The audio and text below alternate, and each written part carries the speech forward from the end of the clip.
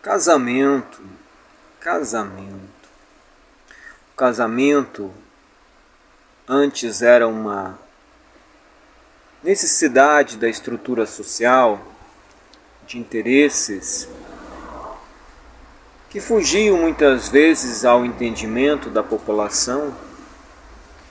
Hoje em dia já não é mais tão cobrado socialmente, exigido socialmente, não é mais tão necessário assim para a estrutura econômica do planeta que as pessoas casem.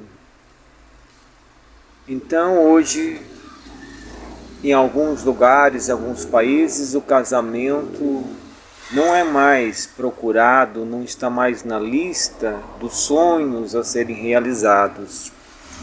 No Brasil ainda, devido à influência dos inúmeros sistemas religiosos, o casamento ainda é bastante procurado.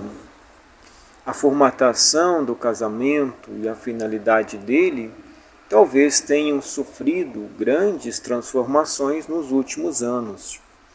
Então, alguns casam e descasam, casam de novo, descasam,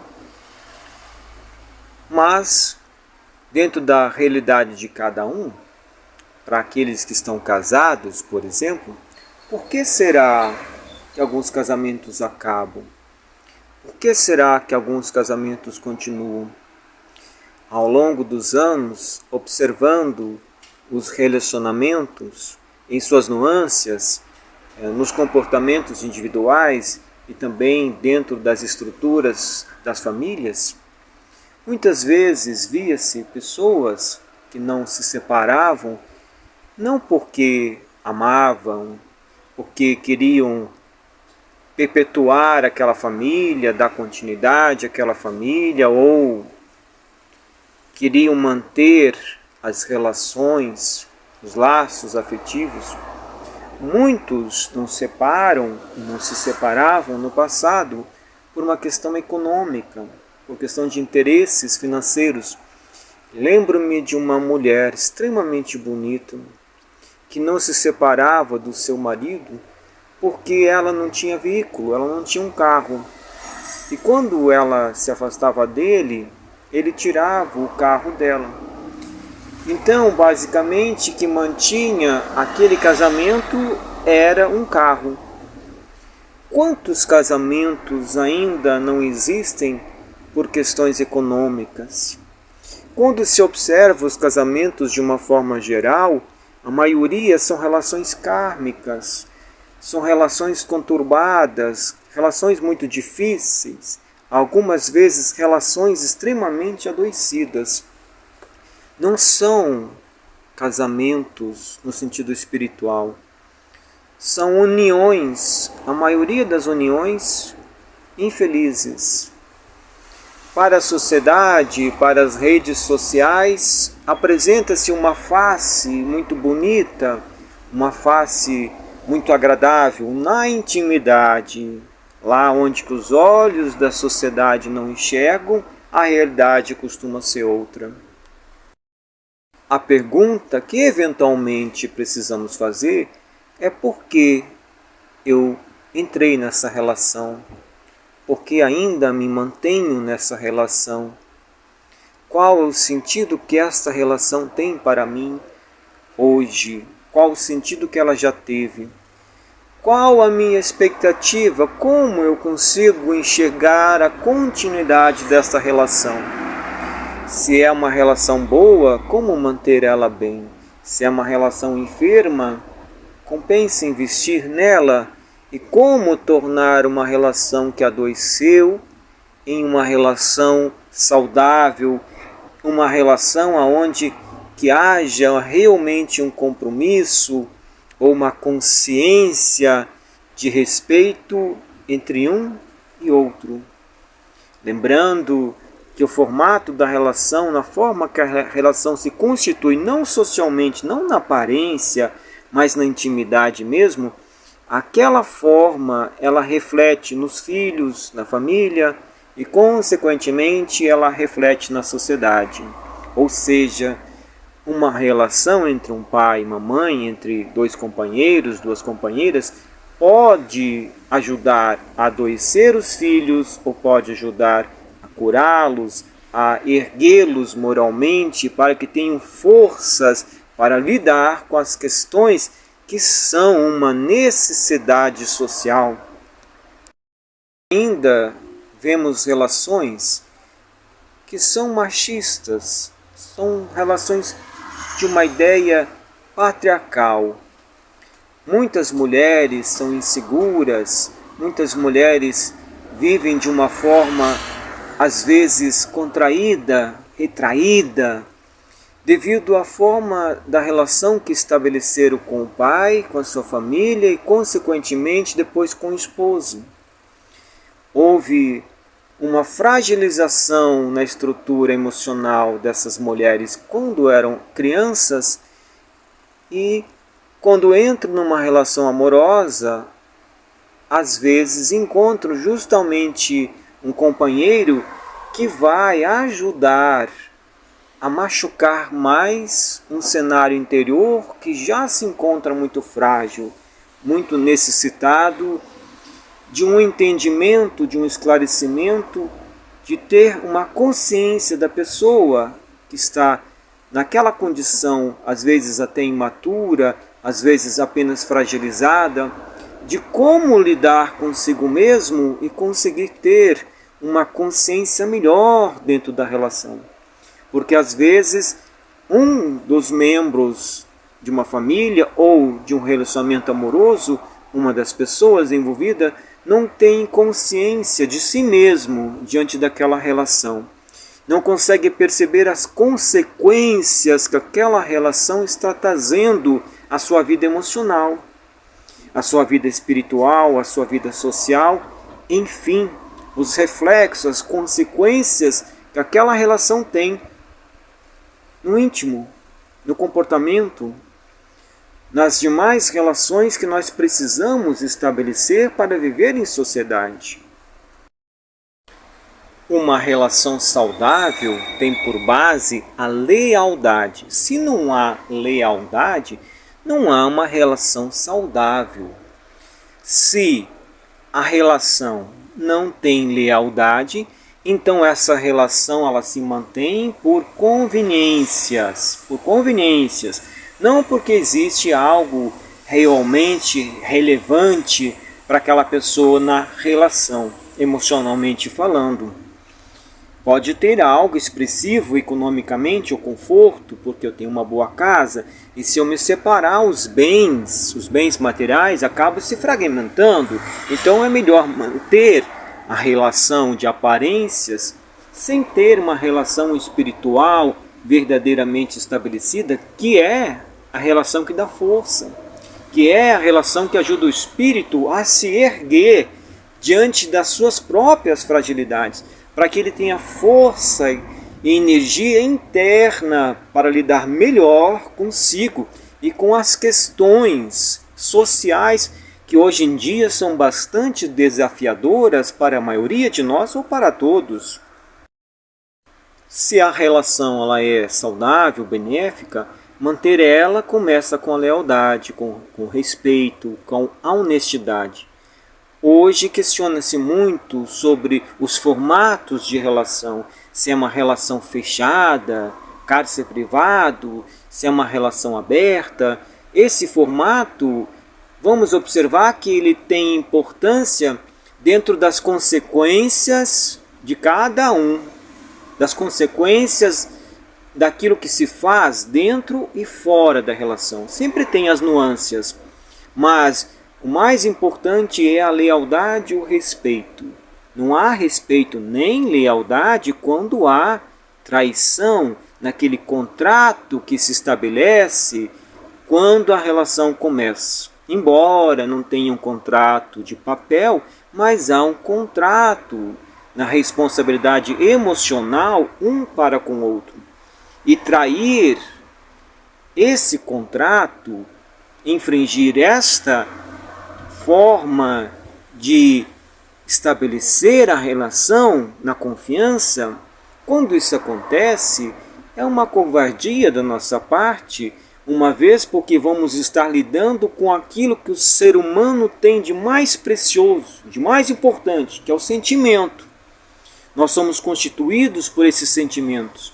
E quando eles são traídos, enganados, machucados, isso pode refletir em inúmeras consequências trágicas ou apenas consequências emocionais que vão requerer um cuidado ao longo do tempo, dependendo naturalmente da maturidade, da preparação e da condição de entendimento, de leitura que a pessoa tem da vida. Porque as pessoas mais amadurecidas, que elas sabem que toda relação tem riscos. E o maior de todos e o mais evidente, muitas vezes, é justamente um dos membros dentro da relação faltar com a lealdade. É quase que uma certeza, ainda mais hoje em dia, aonde que de fato as pessoas casadas costumam se envolver mais amorosamente ou sexualmente fora de casa do que em casa. Às vezes em casa as pessoas se encontram sexualmente uma vez por semana, uma vez por mês. Fora de casa a estatística aumenta. Então estas relações, que isso não é um acordo firmado entre as duas pessoas, mas sim é uma ruptura de confiança entre os dois, isso resulta em consequências danosas para as duas partes e, consequentemente, esse efeito das consequências chega nos filhos. Porque como fica a maturidade emocional dos filhos? Que tipo de conceito eles vão formar de família, de sociedade, se eles veem pai e mãe, ou pai e pai, mãe e mãe, tendo ações desleais? Como essas pessoas vão se envolver amorosamente, afetivamente, espiritualmente, quando forem adultos? Que tipo de construções mentais, de referências de mundo eles vão ter? Um mundo desleal, onde as pessoas não são honestas, nem com aquelas que convivem, que compartilham o espaço, que supostamente se amam. Aonde há amor, certas atitudes não costumam ter espaço. Então, a questão mais relevante não é a formatação da relação, mas sim a lealdade, o respeito no sentido de tratar bem, de fortalecer o outro, de ser um companheiro, de conseguir fazer o outro crescer no seu aspecto emocional, social, espiritual. Uma relação que seja autêntica, verdadeira, e que quando a pessoa se questione por que eu estou nesta relação, ela tenha de fato argumentações para si mesmo verdadeiras, que tenham conexão, sentido com aquela relação, que elas são aquilo mesmo, é verdade. Não é um auto-engano, não é uma forma de fugir da própria realidade. É aquilo que ela descreve, é aquilo que ela manifesta, aquilo que ela pensa, aquilo que ela vive, aquilo que ela é. Isso também nos fortalece espiritualmente, emocionalmente, para lidarmos com as nossas outras demandas, como seres que transitam nesse universo tão diversificado e que todos os dias nos surpreende de uma forma ou de outra, às vezes de uma forma desafiadora, às vezes dá um refresco para a nossa caminhada. Casamento, espiritualmente, é uma coisa. É quando dois seres se unem para desenvolver as suas faculdades, seus atributos e expandirem-se, compartilhando as suas vidas de uma forma consciente, amorosa, respeitosa, agregando energia e valor às suas existências. As demais relações são aquelas relações que elas acontecem por alguma razão, se mantêm por outras razões, e no final de contas as pessoas se perguntam o que eu estou fazendo da minha vida. E quando elas se perguntam isso, às vezes elas resolvem beber, usar droga, fazer alguma coisa para se anestesiar, porque lidar com a própria realidade pode ser um tanto quanto chato, cansativo e desafiador, que é melhor fugir dela. Geralmente esse é o caminho mais utilizado, mas é um caminho que em algum momento acaba. É preciso então buscar uma outra forma de se relacionar consigo mesmo e, consequentemente, com os outros. Basicamente, então, existem duas formas de relação na Terra. As kármicas, aquelas pessoas que tentam conviver bem e que às vezes pioram mais ainda, uma situação que já não era fácil. Relações que exigem ou que deveriam ter muita paciência, muita renúncia, muita resignação, muito controle emocional, muita maturidade para lidar com os imprevistos da vida. Deveria ser esta a receita. E aquelas relações estabelecidas por um contrato espiritual, por assim dizer. Aquelas almas que se encontram, que são afins e que decidem que vão caminhar juntas. E de fato caminham. Elas amadurecem espiritualmente, elas crescem, elas conseguem ser úteis na sociedade, conseguem ser pessoas boas, pessoas com juízo, pessoas de confiança. Esta seria a relação boa, benéfica. Não simples também, porque vai ter seus desafios, porque embora os espíritos possam ter muita afinidade ou terem muita responsabilidade uns com os outros, mas também tem as suas questões que exigem atenção, que é justamente aquilo que mantém a relação de uma forma saudável, que é também o respeito, a paciência, mas é claro que esses espíritos mais amadurecidos para essas questões não vão entrar nesse contexto de uma relação conveniente, ou seja, de uma relação de faz de conta. Eles naturalmente têm respeito, consideração, procuram se ajudar mutuamente e procuram agregar um na vida do outro, somando de fato. Hoje nós vemos, como no passado também existia, as pessoas querem alguém, por quê? Por que eu quero alguém? Para ajudar a pagar as contas, porque eu acho que vai ser mais fácil se eu tiver alguém comigo, mas às vezes, na verdade, às vezes, aquilo que parecia ser bom torna-se um tormento. Então, se eu tenho em mente estabelecer uma relação amorosa com alguém, eu preciso ter uma maturidade, uma consciência que aquela relação não vai sair de acordo com as minhas expectativas. Muito pouco provável, não. Então, um dos primeiros pontos é: eu preciso estar pronto para me frustrar, eu preciso estar pronto para uma relação que vai talvez começar e acabar, eu preciso estar pronto ou disponível, me colocar à disposição das inúmeras consequências que uma relação traz. Vamos refletir acerca de nós e ver se as nossas relações têm uma base estabelecida no entendimento mais honesto com os nossos sentimentos, com os nossos quereres, e se nós também temos a maturidade suficiente para sermos honestos com quem escolhemos estar juntos. Que haja paz e luz em nosso juízo,